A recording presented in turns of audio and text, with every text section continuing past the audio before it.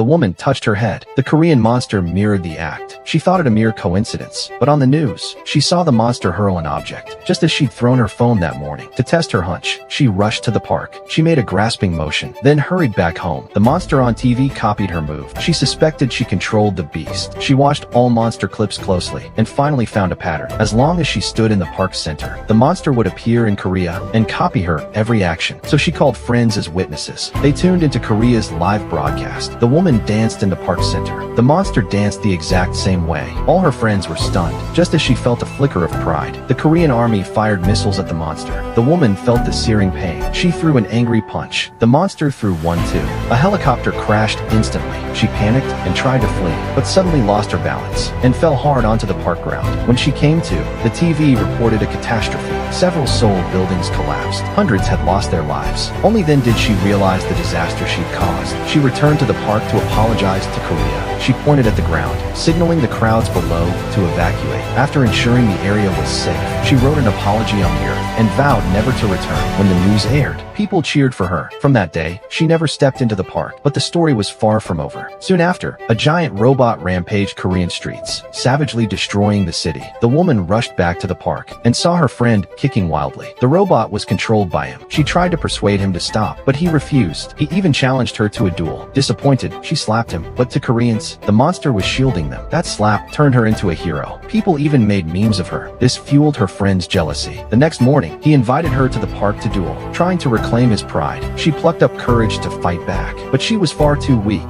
No match for him at all. After a few moves, she was knocked to the ground. Helplessly, she watched him stamp nearby. She knew if she didn't stop him fast, more innocent lives would be lost. A plan flashed through her mind. She booked a flight to Korea at once. Meanwhile, her friend raged on in the park. Just as he lifted his heavy foot to stomp down, the ground began to shake violently. Before he could even react,